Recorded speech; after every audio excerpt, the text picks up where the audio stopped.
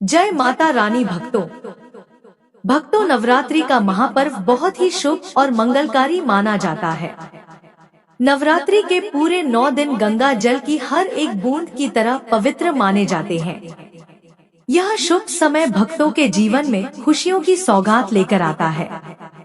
भक्तों आपको बता दें, 2024 में इस साल मां दुर्गा पालकी पर सवार होकर आएगी।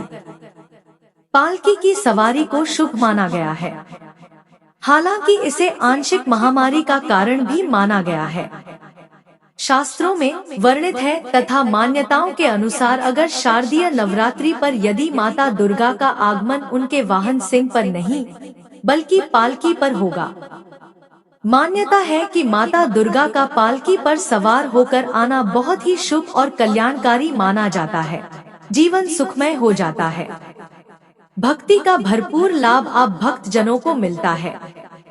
भक्तों इस बार नवरात्रि पूरे 9 दिनों तक मनाई जाएगी, न एक दिन भी कम न ज्यादा। पूरे 9 दिनों तक मनाई जाएगी। मां शेरावाली की विशेष रूप से पूजा आराधना की जाएगी। शारदीय नवरात्रि का महापर्व इस बार 2024 में 3 अक्टूबर 2024 गुरुवार से शुरू होकर नवरात्रि का समापन 11 अक्टूबर 2024 बुध को नवमी पर होगा। 12 अक्टूबर 2024 को विजयदशमी मनाई जाएगी। ऐसे में शारदीय नवरात्रि पर माता दुर्गा की कृपा पाने के लिए कलश स्थापना का शुभ मुहूर्त है। इस बार घट स्थापना का शुभ मुहूर्त सुबह 06:14 से सुबह 07:21 तक रहेगा। घट स्थापना की अवधि 1 घंटा 6 मिनट की है। घट स्थापना का अभिजीत मुहूर्त सुबह 11:45 से दोपहर 12:33 तक रहेगा। दोस्तों तो शारदीय नवरात्र में गाय की पूंछ के बाल पहनने की गुप्त चमत्कारी फायदों के बारे में आज हम बात करने वाले हैं। अगर आप इसके फायदे जान लेंगे तो कभी भी कंगाली आपको नहीं सताएगी। लक्ष्मी कभी आपको परेशान नहीं करेगी। कभी भी आपको जीवन में असफलता नहीं मिलेगी। तो अपने फायदे के लिए इस वीडियो को पूरा शुरू से अंत तक जरूर देखिएगा। गाय को गौमाता कहा गया है। गाय की पूंछ को छूने मात्र से सभी तरह के पापों का नाश हो जाता है। गौमाता समुद्र मंथन से उत्पन्न हुई है। जगत कल्याण के लिए देवताओं को उन्होंने अपने शरीर में स्थान दिया है और इसके दूध को अमृत समान माना जाता है। दूध पीने से समस्त प्रकार की बीमारियों से छुटकारा मिल जाता है और वेदों के अनुसार गौमाता की पूंछ में हनुमान जी का वास होता है, ऐसा वेदों और शास्त्रों में लिखा हुआ है। तो आज जो हम आपको जानकारी देने वाले हैं वह बहुत ही सुंदर जानकारी है। गाय की पूंछ से आज भी कई जगह झाड़ा लगाया जाता है। अगर किसी को नजर दोष हो, नजर उतारनी हो तो गौ माता की पूंछ की जो बाल होते हैं, इससे झाड़ा लगाने मात्र से तत्काल ही बुरी नजर उतर जाती है और गाय से मिलने वाले दूध, घी, मक्खन, दही, गोबर को मुद्रित ही पंचगव्य के बहुत ही अनेकों फायदे हैं। ये हजारों रोगों की दवा है। आज भी कैंसर जैसी बड़ी बीमारी से छुटकारा पाने के लिए गौमाता के पंचगव्य से बने हुए रत्न का प्रयोग किया जाता है। आज की वीडियो बहुत ही सुंदर है। अगर आप हिंदू हैं तो इस पूरी जानकारी को बहुत ही ध्यान से सुनिएगा। तो चलिए बताते हैं आपको गाय की पूंछ के चमत्कारी फायदों के बारे में। यदि दुख और दुर्भाग्य आपका पीछा नहीं छोड़ रहे हैं, दोनों आपके जीवन में निरंतर बने रहते हैं, आप हमेशा दुखी बने रहते हैं, दुर्भाग्य आपके सर पर ही बैठा रहता है, तो ऐसे में आप शारदीय नवरात्रि में गौ माता की बाल जरूर धारण करें। कैसे धारण करना है? आपको इसको अपने ताबीज में बांध करके अपने गले में धारण करना होगा। भक्तों शारदीय नवरात्रि में गाय के बाल धारण करने से दुर्भाग्य दूर दूर तक आप पर नजर नहीं लगा पाएगा। आप एक बार इस चीज को अवश्य करके देखिए। कुछ बाल आप ले ले, गौमाता की पूंछ के छोटे से टुकड़े आप ले ले और उसे ताबीज बना करके आप धारण कर ले।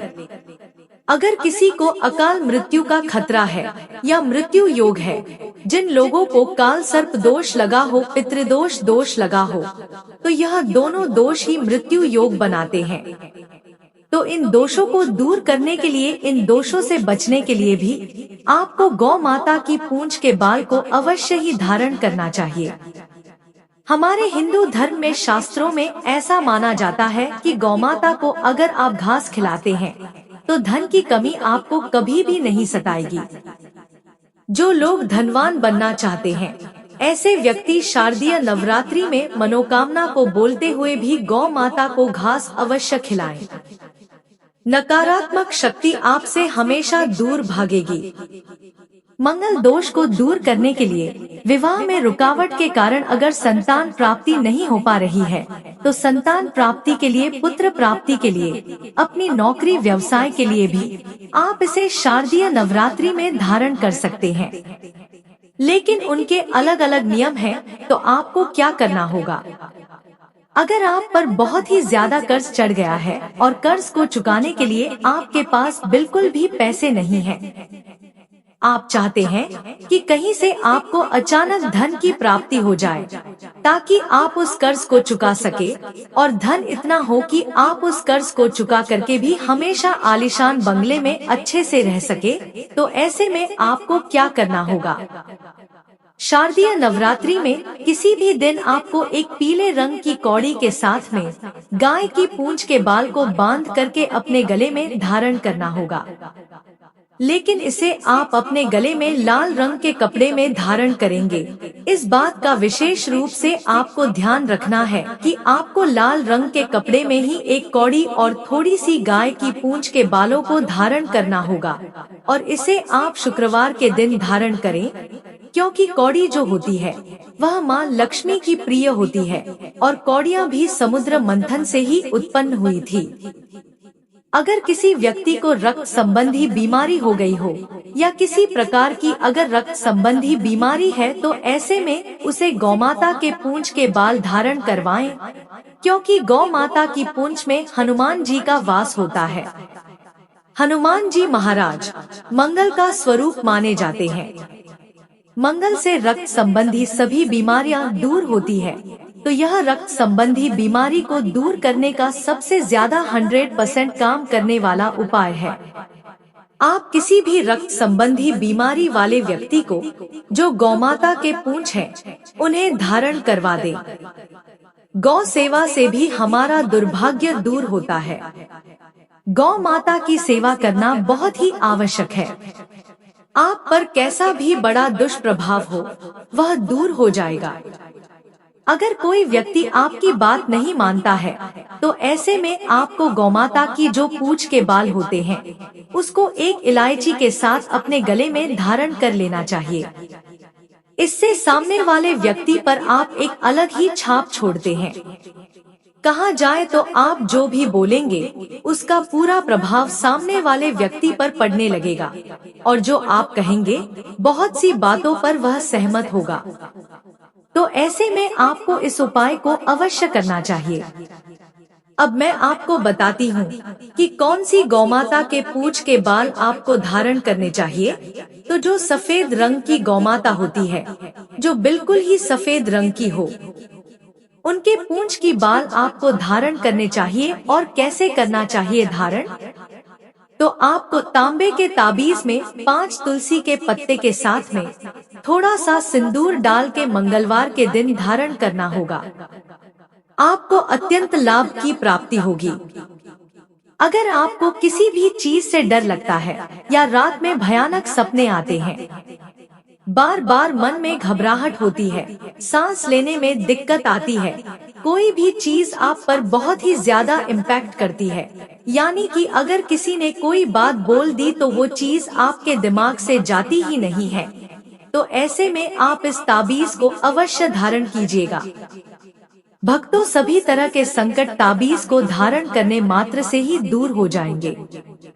साथ ही साथ धन प्राप्ति, लक्ष्मी प्राप्ति, कर्ज मुक्ति, संतान प्राप्ति, सभी तरह के सुखों की प्राप्ति भी आप इससे कर सकते हैं।